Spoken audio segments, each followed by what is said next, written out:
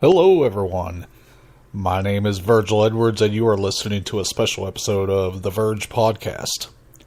As always, the goal of the podcast is to keep you from the brink of ignorance and on the verge of intelligence when it comes to politics and how it affects us all in America today.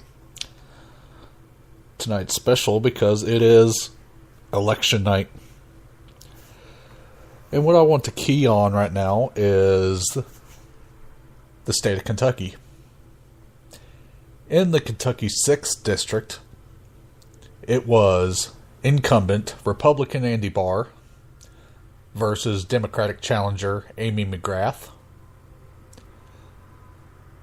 There was also a Libertarian in the race by the name of Frank Harris. And there were two independents.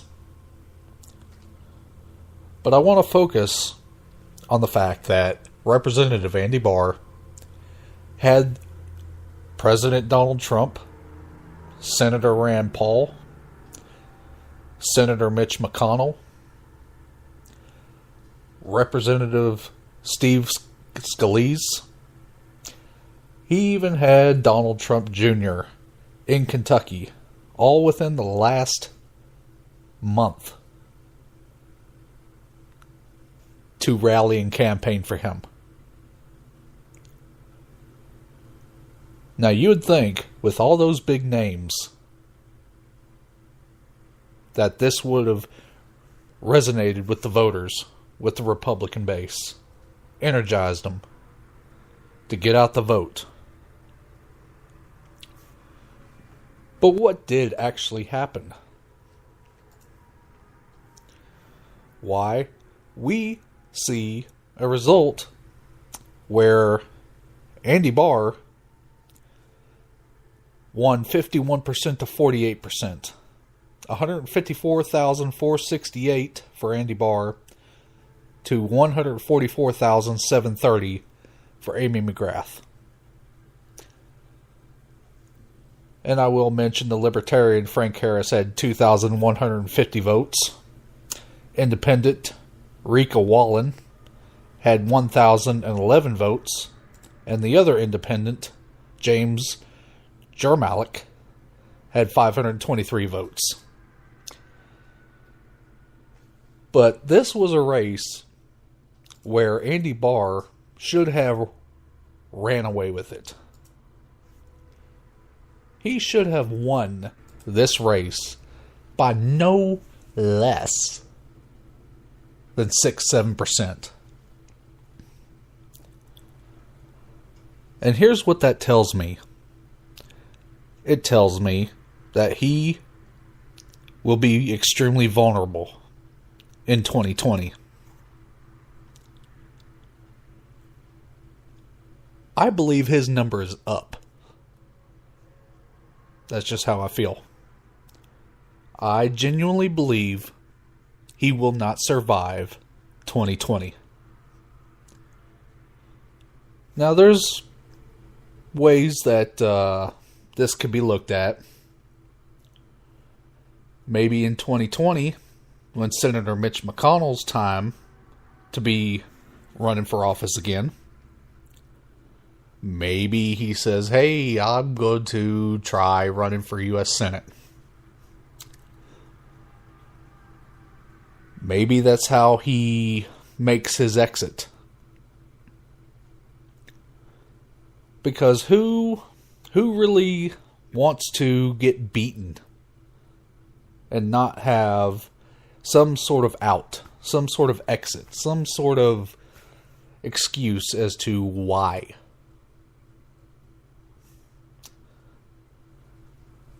Maybe he tries running for U.S. Senate and he loses. Hey, it's not uncommon for first-time people running for U.S. Senate to lose. I mean, look how many times Mitch McConnell has been elected and re-elected. Far too many, if you ask me. But here's the thing. There will be challengers. I know this for a fact. There will be competition for the U.S. Senate position. Now, whether that comes from Representative Andy Barr, or if that comes from people new to politics, there's going to be competition. The same can be said for the Kentucky 6th District representative seat in 2020. There's going to be competition.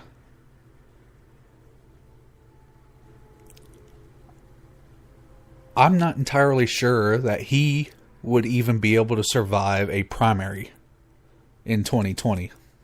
Because here's what the results of tonight's election showed me. It showed me that voters, almost by a majority, didn't like him. Again, he had the President of the United States. He had both Kentucky senators. He had a representative, Steve Scalise. And he had Donald Trump Jr. all campaigning for him within the last 30 days. And he only managed to squeak out a victory by 3%.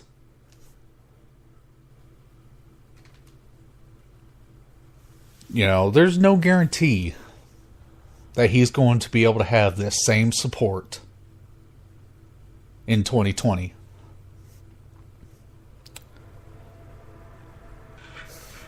We sit here and we take for granted the opportunities that we have to replace people that are not doing their job in government. We do. We take that opportunity for granted. And we can't be doing that. Here we have Representative Andy Barr, who is a proven liar. Lied straight to my face with heavy liquor on his breath. And told me the Democrats have made it really tough on me to be a physical conservative, because I also want to protect our military spending, our national security. So I end up having to vote for budgets that are too big and create debt. And, listening to him, it sounds like he makes a valid point. At the time, the Democrats had control of part of the House. Part of Congress. But here's the thing. January 2017. Okay, January 2017. This is when we saw the full control of the U.S. House, the U.S. Senate, and a Republican president.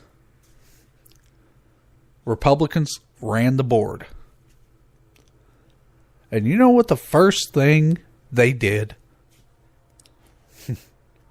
They voted for a spending package that added $9.7 trillion of new debt in 10 years.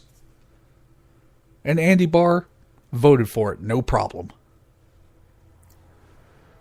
So that showed me that he was nothing more than a stone-cold liar. He had no intentions of being a physical conservative. The only thing he cares about is making sure that the military-industrial complex stayed well-greased, and that more of our men and women of our military continued to stay overseas to fight, to die, to come back mentally and or physically maimed and traumatized for life. This is 2018. We have been over in Afghanistan. in that whole region for 16, 17 years. And for what? We have not accomplished a lot of our so-called war on terror goals. You know, oh, we went over there because of 9/11. Yeah, we went over there because of 9/11. What over there today even resembles anything that caused us to go over there in the first place? Nothing. Absolutely nothing. Mission creep has become the mission. Just people with money to make, with military careers to build,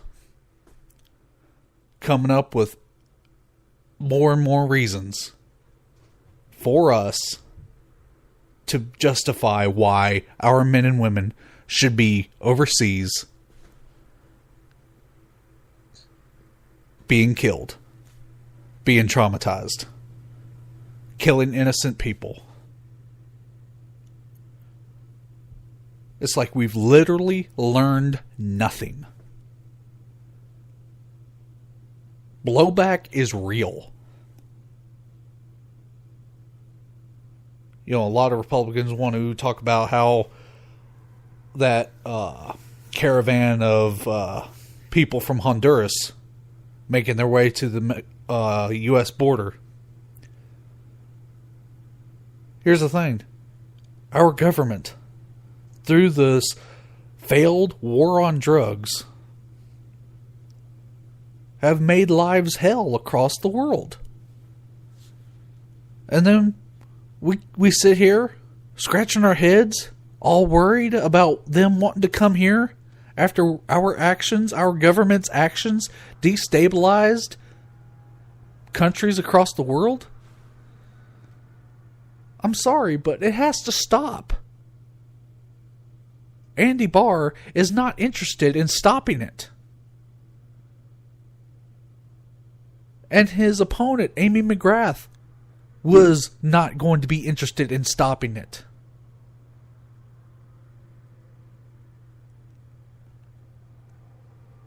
There will be competition in 2020 that will be interested in stopping it.